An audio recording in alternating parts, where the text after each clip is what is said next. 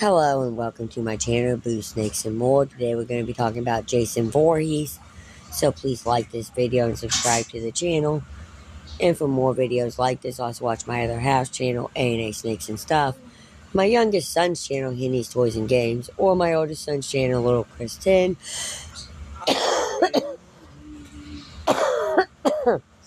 Now let's dive into the video.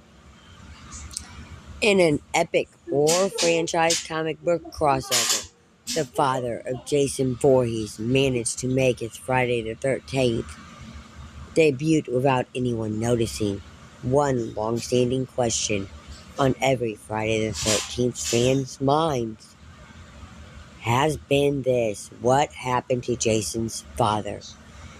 Jason's mother, Pamela, has a demeaning presence throughout the franchise.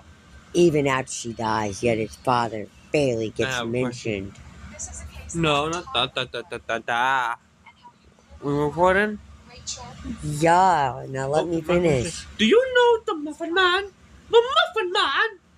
That has nothing to do with what we're talking about. My gumdrop buttons! The Muffin Man! Jason vs. Leatherface, number 2. Written by Nancy Collins, with art by David Amhoff. Finally provided an answer as Ellis, the father of Jason Voorhees, makes his debut. Why the exact place and continuity of this crossover is questionable, especially when it misnames Jason's mother as Doris. It's the closest fans get to canonizing Elias Voorhees.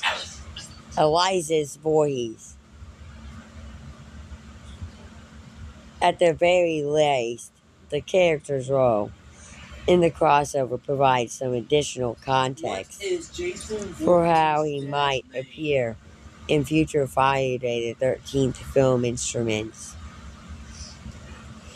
Elias Voorhees finally made his Friday the 13th debut in a crossover comic with Texas Chainsaw Massacre.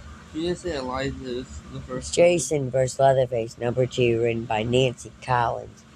Art by David Imhoff, Jeff Butler.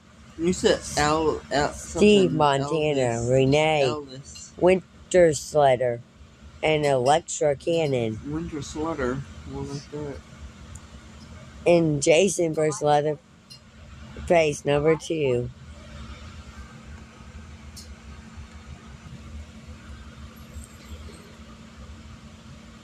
A drainage of the lake that Jason is chained underneath leads to the infamous slasher inexplicably washing up on Texas, where a chance encounter with a hitchhiker and Leatherface leads to him being interdicted into the Sawyer family. Throughout the second issue, watching the hitchhiker bully his brother Bubba promotes Jason to have a flashback to one of the most traumatizing moments of his young life, in which the young boy is severely beaten by his father Elias until he runs to his mother's room for her protection. As Jason cowers behind Doris Voorhees, he proceeds to kill Elias with a machete to his head, in the process creating an immediate connection in Friday lore. And protect him she does, as Elias Voorhees strikes his son, yelling obscenities and slurs in an angry drunken stupor at the boy. Elias opens the door to find Jason's mother, who for some reason is nothing like Pamela in name or appearance.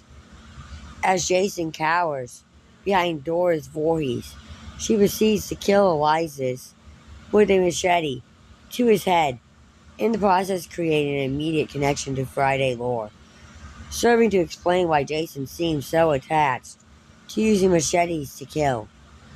Why fans haven't encountered Jason's father in any Friday the 13th movies.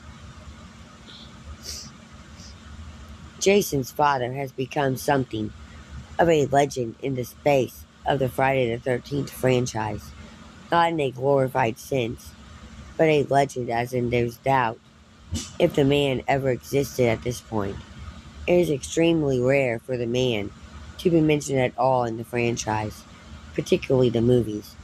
Granted, that wasn't always by design. Victor Miller, the writer of the original Friday the 13th, has spoken publicly on the matter, saying that there just wasn't any time to incorporate Jason's father even so much as part of the Voorhees family backstory into the movie.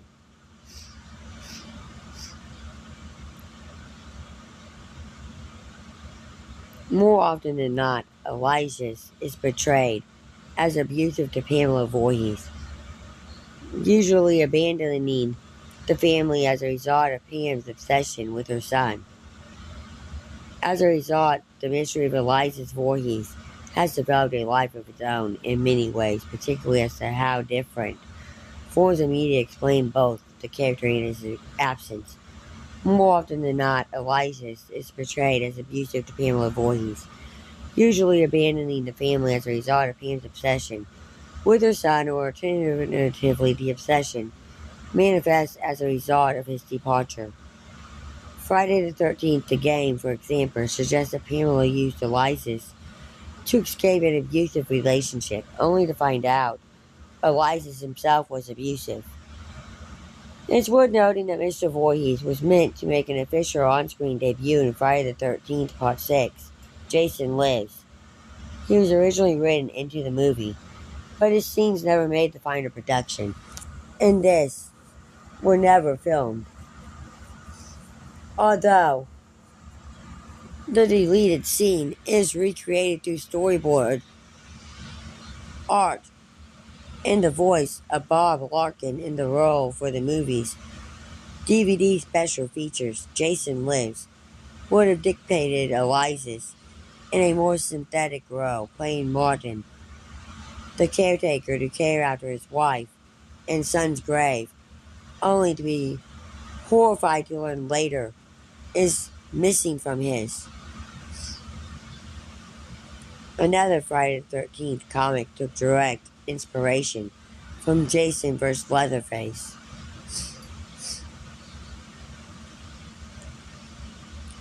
It's also notable that under their Wired Storm imprint, DC Comics released an origin story for Elias Voorhees of their own. It is a two-part prequel limited series called Friday the 13th, Pamela's Tale. This miniseries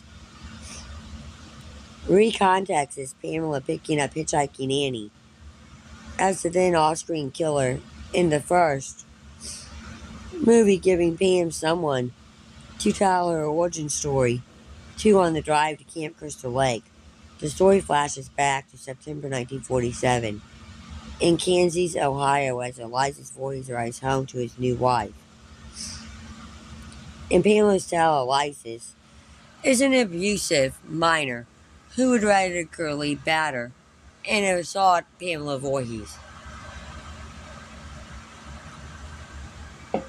His violent nature is dictated as so brutal that she is too afraid to even tell Elias she was pregnant, out of fear for what he would do to her and their baby, under the impression that young Jason is talking to her in her stomach, urging her to kill. She takes an axe to Elijah's head while he is sleeping. If this sounds familiar, it's because it is almost verbatim what happens to Elijah and Jason in Leatherface, only trading a machete for an axe. Friday the 13th comics flash out franchise lore in ways the movies couldn't.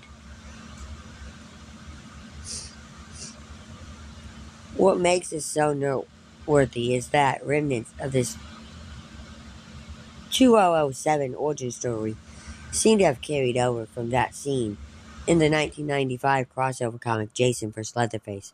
The influence of Jason vs. Leatherface unexpectedly seems to have waved its way into other forms of media, specifically when it comes to how other forms decide to dictate. Take Jason's father. Jason Goes to Hell, the Finer Friday, is the first to give a name to Jason's father in canon, but Jason vs. Leatherface is the first to give a description of the man and show his face. Multiple times in the movies, attempts have been made to canonize Jason's father into the lore of the movies, and yet all of those attempts failed, seeing as there still is no on-screen appearance for Eliza's Voorhees. This comic crossover is the closest that the franchise has come to canonizing Jason's father into the franchise, considering that substantial stories would borrow elements of this original story. It's safe to say that this dictation of Eliza's is generally accepted within the canon of Friday the 13th. As said earlier, the origin story that DC Comics produced borrows the element of Pamela killing Eliza's out of love for Jason.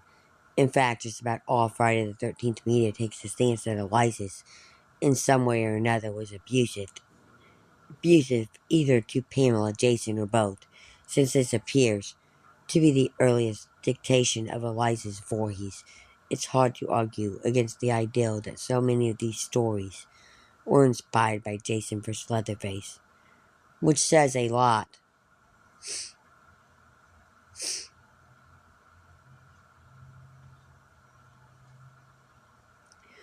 When not even a deleted scene intended for Friday the 13th Part 6 inspires any of these incantations.